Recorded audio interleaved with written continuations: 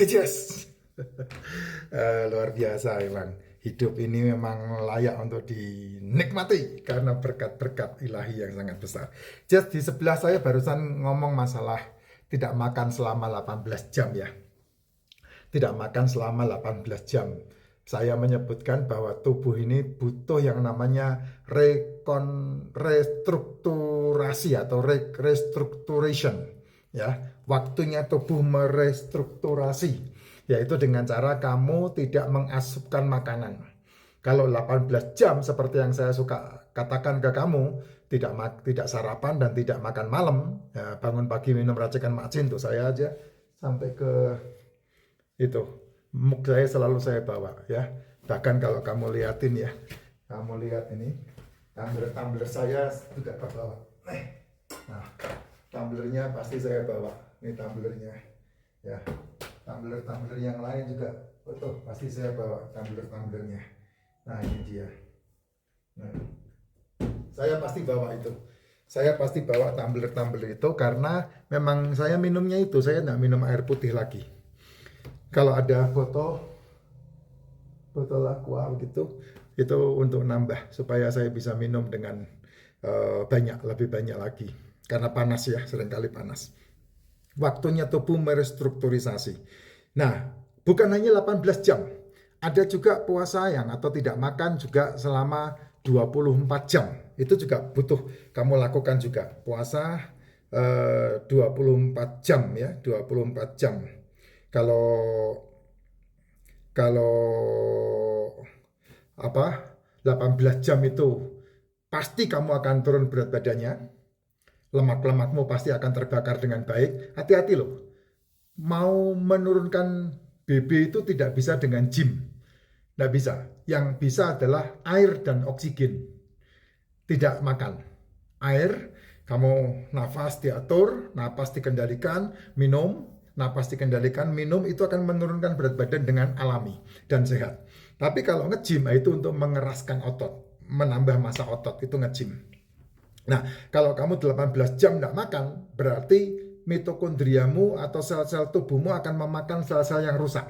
Karena makanan sel itu kan bukan cemilan, bukan jajanan. Makanan sel itu adalah asam amino. Telur, ikan, daging, seafood itu makanan sel. Nah, selama ini kamu salah. Karena kamu beranggapan lapar. Lapar butuh makan.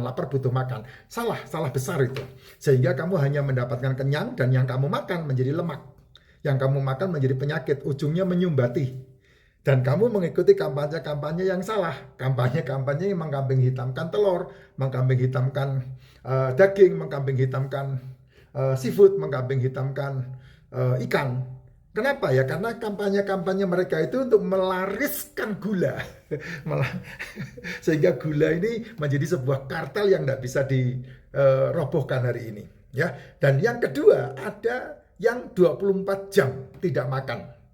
Nah, saya tadi di konten yang satunya sudah menyinggung bahwa kalau sampai 24 jam kamu tidak makan, berarti ini kan kamu minum, saya tidak bicara ya, minum harus ya, karena tubuhmu itu kan air, dia butuh air. Yang informasi di otak itu harusnya terjemahannya minum, tapi selalu kamu terjemahkan lapar. Salah besar, minum yang harus dilakukan ya. Kalau sampai kamu tidak makan 24 jam, nah ini namanya bukan lagi sel makan sel, tapi ini adalah perubahan mikrobiota.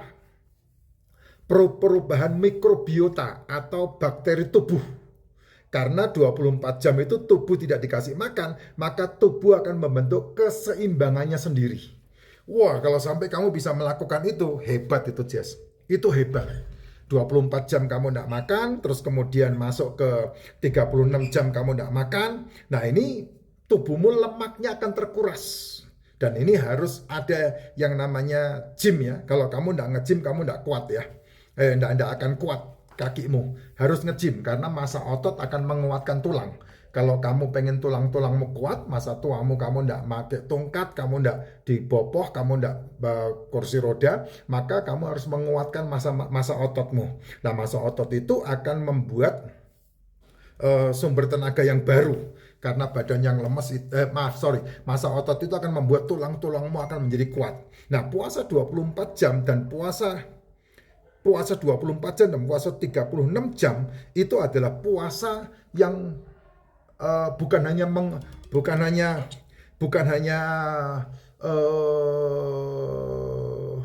membentuk mikrobiota baru, tetapi juga membersihkan lemak-lemak tubuh.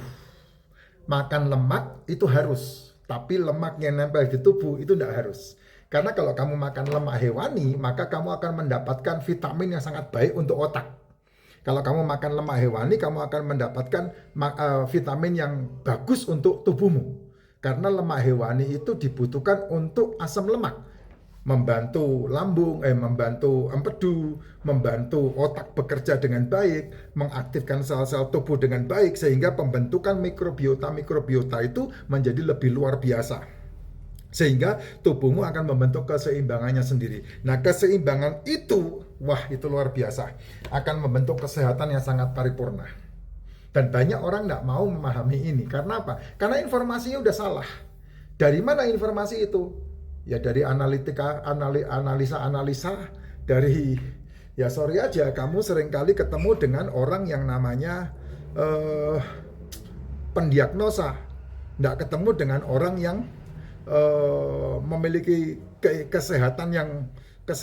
kebutuhan kesehatan yang mumpuni, sehingga kamu hanya mengandalkan dirimu kepada diagnosa yang terjadi di sekelilingmu. Nah, diagnosa itu akan mengarahkan kamu untuk bersentuhan atau bersentuhan atau berhubungan dengan obat. Sehingga ketika kamu terdiagnosa satu penyakit, satu organ tubuhmu, kemudian kamu diobati, dari satu obat itu akan bertumbuh dengan obat yang kedua, akan bertambah dengan obat yang ketiga, akan bertambah dengan obat yang keempat, akan bertambah dengan obat yang kelima. Sementara kamu mengobati kolesterolmu, padahal kolesterol itu tidak perlu diobati kan? Kolesterol itu diciptakan sama liver. Nah, ketika kolesterol itu kamu musuhin, ya, maka livermu akan kena. Livermu akan bermasalah. Kamu akan minum obat yang kedua. Kayak begitu modelnya. Ketika kamu minum obat yang kedua, maka dampak yang kamu akan alami adalah berhubungan dengan ginjal.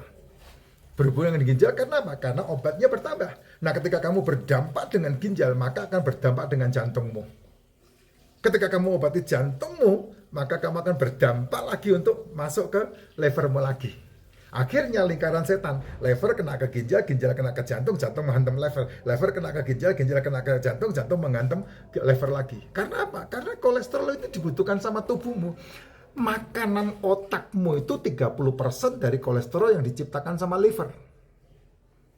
Sedangkan kamu memusuh-musuhi kolesterol. Kamu minum yang namanya apa itu? Statin. Nah, gara-gara statin itu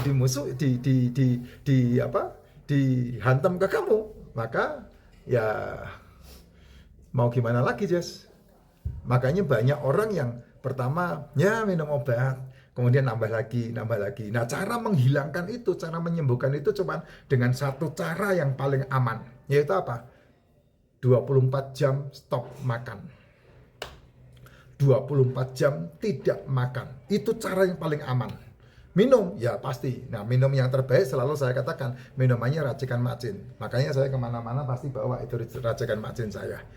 Bangun tidur minum racikan macin, tidak sarapan, jam 1 sampai jam 7 malam waktunya makan, saya milih jam 4 atau jam 5 atau jam 6, malam harinya stop meal, malam harinya stop makan. Nah, kalau sudah model kayak yang saya katakan, maka saya membutuhkan 24 jam tidak makan. Nah, kalau saya sampai 24 jam tidak makan, maka itu akan membentuk mikrobiota baru dalam tubuh, sehingga bakteri-bakteri yang baik akan berkomunikasi dengan tubuhmu, dan tubuhmu menjadi lebih sehat. 24 jam sampai 36 jam tidak makan tidak akan membuat kamu mati, tapi membuat kamu menjadi semakin sehat, membuat kamu menjadi semakin sembuh dari semua masalah penyakit-penyakitmu. Tapi kalau kamu ngikutin aturan-aturan di luar sana, maka kamu akan dibilang diminum setelah makan. Apa itu? OBAT. OBAT diminum setelah makan. Karena apa? Karena dibutuhkan makanan dulu baru ada obat. Kalau enggak nanti dibilang kena emah. Padahal emah itu tidak ada. penyakit yang namanya lambung itu tidak ada. Hanya karena kamu merasa mulas, diobati, akhirnya kena ginjal.